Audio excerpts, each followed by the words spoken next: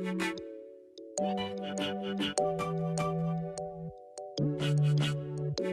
everyone. Welcome to the very first episode of the Home for Marketers podcast.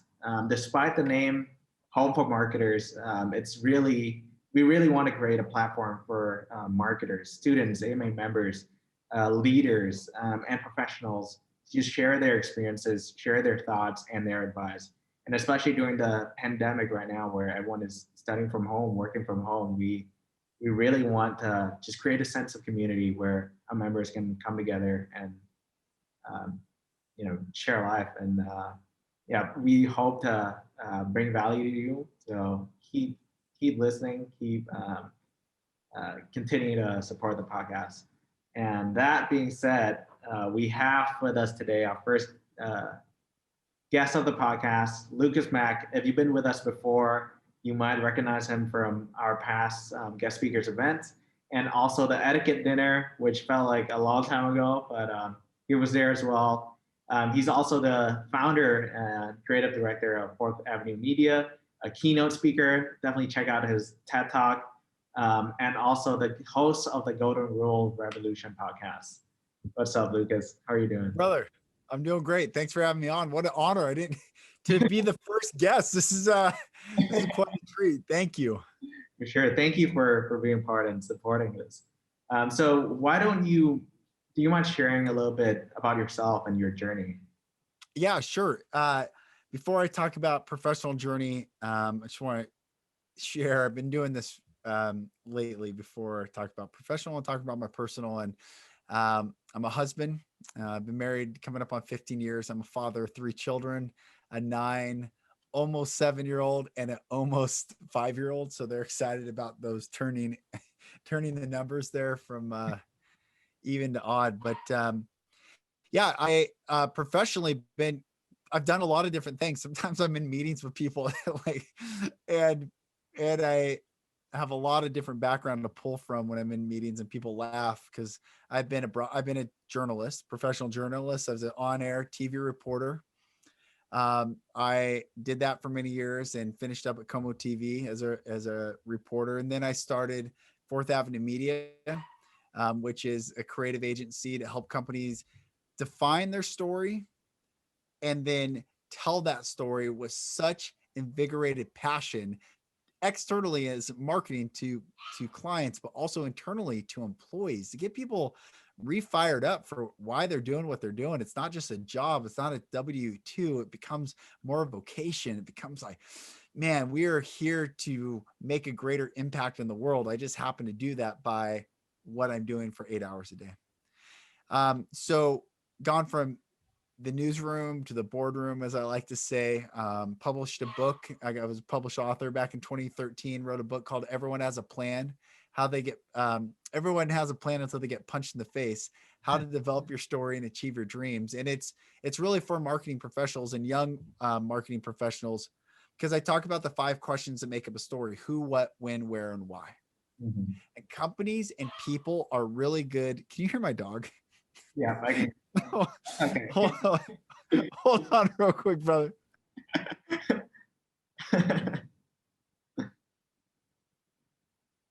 Sorry, man. I don't know. No worries. He's deaf and blind, so no one. The other day we saw him barking at the wall, and we're like, okay. But who, what, when, where, why? Those are the 5 questions that you must answer to tell a story. Right. Well, what I saw as a reporter, also saw with Fourth Ave, is companies are really good at talking about 4 to the 5 questions: who, what, when, where. Mm-hmm. Easy to say who they are, what they do, when they do it, and where they do it. But then when I ask, well, why do you do what you do? You can do anything. Right. That's the harder question. And it equates to sales not being as high as they want, or employee engagement not being as high as they want. And the reason is because the question why is the only question that engages a heart. It's the only emotional trigger in the story. Mm-hmm. So knowing this, that people buy emotionally, mm-hmm. and then they back it up logically without the emotional hook of why someone does what they do, it's easy to commoditize them as what's. Mm-hmm. And I've said this at AMA, um, talks, the second question after we exchange names for the very first time when we meet is typically, what do you do? Right. That's a terrible question to ask someone because we're way more than what we do. Mhm. What we really are trying to figure out is, do I know, like, and trust this person? Do we have similar interests? What motivates this person? Is this person trustworthy? Can I lock arms and create something great with this person? That's really the humanistic side of what we're trying to answer, but we've been conditioned to talk about what. And then people feel very uncomfortable to talk about what, because you're rare is it to find the person that's like, I am on fire. I am kicking butt. I'm doing this, this, this, and this. Usually it's like, well, people stumble. Right. So helping companies and individuals articulate that story and then share it with passion has been a drive of mine for a very long time. For sure. And kind of touching along with that, I saw the video on your YouTube channel, and it's, I think, one that really resonated with me with the why The revolution. why revolution, yes. So, yeah, you touched on that, and you talked about like the importance of kind of like people's mindset with different kind of generations. So, why do you think we need the why revolution, and how does that affect you as a leader, entrepreneur, as a marketer, and as a person? Well, entropy is a little it's a it's a little bugger that gets in our way every day. That order turns to disorder, and it takes having a North Star, it takes having a greater purpose than our circumstance. Friedrich Nietzsche said, a man with a why can Mhm. overcome almost any how. Right. And for my analyzer friends, my very analytical minded friends that want to know the how, give me the person that knows the why every day, that can inspire the troops, that can inspire people. That's how things get done, is with the why. Mhm. And so entropy will set in where the greatest generation knew their why.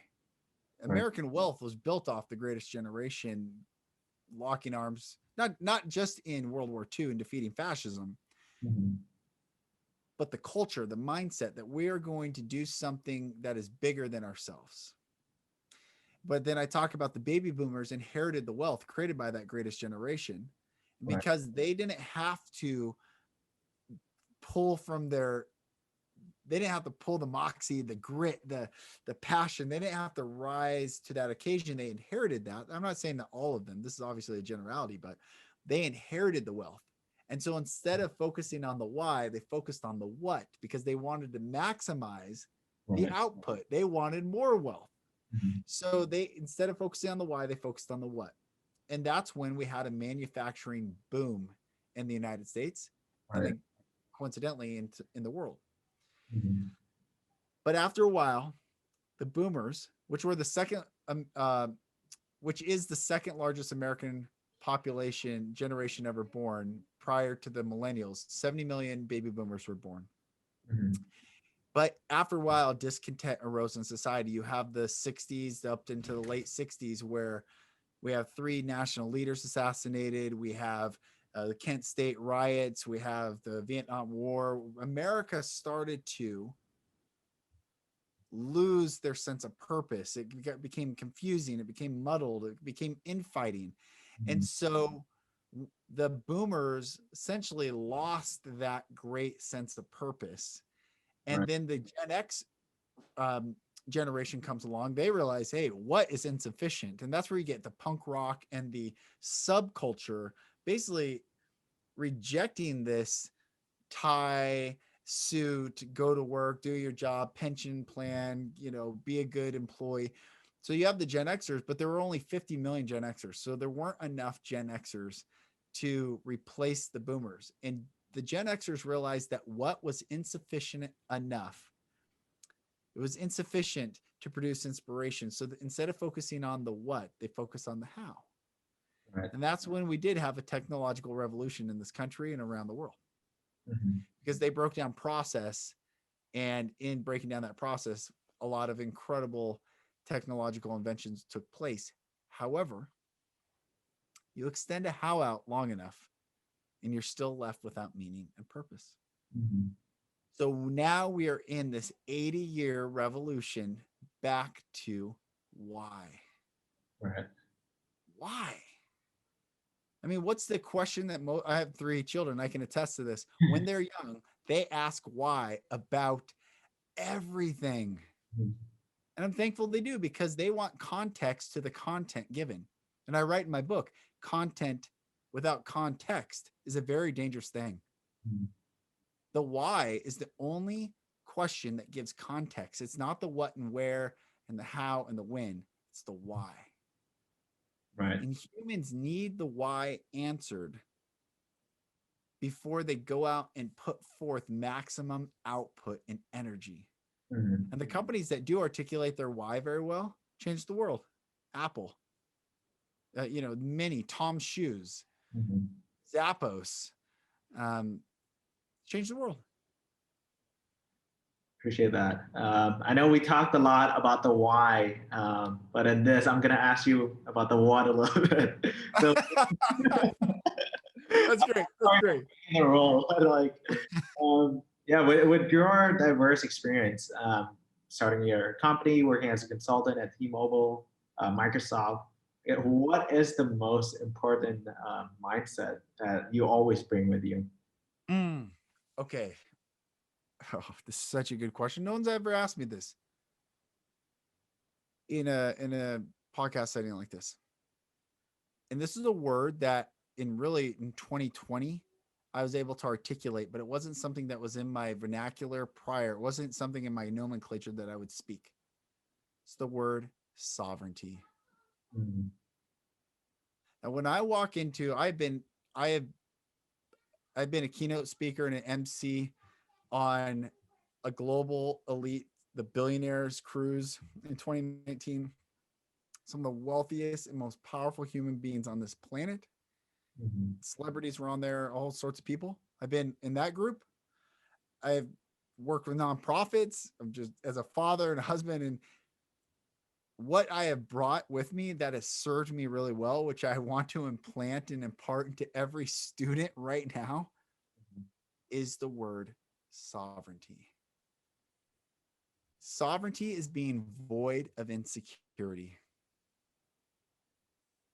That when I show up and when I speak, I'm speaking from my own power and authority. I'm not worried about what the other person's thinking of me, what the room's. It's just speaking my truth. And from my truth, beautiful things get created. Right. So often that I meet people and they get nervous, and the nervous energy. Mhm. And then it's like, you don't have to be nervous. Like, what do you really want to say? I say this probably maybe the first time I met with you. What do you really want to say? What do you really want to do? Mhm. When I'm working with executives and we're doing brand development and story development for their companies, I ask them this question that I will say in a second. It's the same question that I ask when I lead men's retreats and do leadership development for leaders, Mhm. personal development weekend. I ask them this: what would you crawl bloody knuckled over a broken field of glass to accomplish? I ask executives that because what are they expecting people to do every day? If they can't articulate why they're doing what they're doing, like, Mhm. you're going to pay them more? It doesn't matter. The turnover rate's higher than it's ever been because these enterprise companies can keep throwing out more money, more money, and more money, and more money. So then is it money or is there purpose? Right. So what would you crawl bloody knuckled over a broken field of glass to accomplish is a little bit graphic, but I want it to be a visceral question of like, what do I really stand for? What do I really believe in? Mhm. So Fourth Avenue Media's mission is to see inspired companies build deeper relationships with customers and employees. And Mhm. I would give anything for a company to articulate that inspiration, especially to their employees, so that people feel more sense of purpose at work. Mhm. And when they do, they'll work better, Right. not work more, work better. Because Mhm. Gallup says the average employee in the United States in an 8-hour shift works 3 to 5 hours a day. So let's just be conservative and saying they're working 5 hours a day, but they're getting paid for an 8-hour shift. What are they doing for the other 3 hours?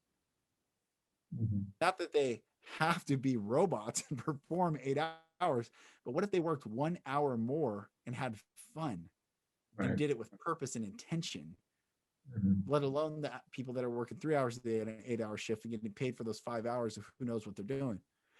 But then I think about how that impacts the family. Right. When the father comes home at night or the mother comes home at night and they're not beat down like dogs and they need to like decompress and check out, they're actually engaged and they're excited and they want to share when they get home of what they're doing. And Mhm. the children at the dinner table, if there is such a thing anymore, can listen and be like, wow, I'm very proud of them for doing what they're doing. That's really cool. I want to find something that inspires me when I grow up. Right. But the inverse is usually the case. Mhm. Parents come home stressed out, wiped out, detached, get home, family's excited to see him, disengage, turn on TV, turn on media, unplug. And then what do you think children's view is of business in general? It's terrible. I don't want to be like that when I grow up. Mhm. So when I say sovereignty, it all applies back to this very thing of the what isn't the particular what. It's not the role. It's not the student. It's not the podcaster. Mhm. It's the person clearly defining their objective. What would you give everything for to accomplish? And when you can articulate that and I can articulate that, when I walk into a room, I'm bringing all that groundedness with me. I'm not worried about today. I was on a call with all these senior directors at Microsoft. Mhm. There's a lot of people on the call. They're just human beings. And I'm leading them like we're having a blast. I mean, it was fun and it should be fun. I had someone say, thanks for a great meeting. Yeah, Right. because I'm not worried about your title. And I'm not concerned of what I can get out of you or where I can go from this. It's just we're going to create something beautiful together as a collective. Are you ready? Yeah, let's go. Right. So that all ties back into sovereignty and the what and being grounded and not being insecure Mhm. and having humility to learn and not being like I know it all. It's about collaboration. It's about locking arms with one another because two is better than one, as the old proverb goes, and a band of three chords is not easily broken. And in sales, they say two is one is none. You have one lead, you have no leads. Two leads, you have one lead. So I think of that as people. When I can engage with you and we can create something, it's way more powerful than I could ever do by myself. If we can get another person, oh my gosh, watch out. Now think of that as a company wide. Think of that as a nationwide. Think of that as a worldwide. Mhm. And the world is what we choose to be. That is what we see. Right. Mahatma Gandhi had it right. It doesn't matter if we're talking business, philosophy, religion, economics, medicine. It's be the change you want to see.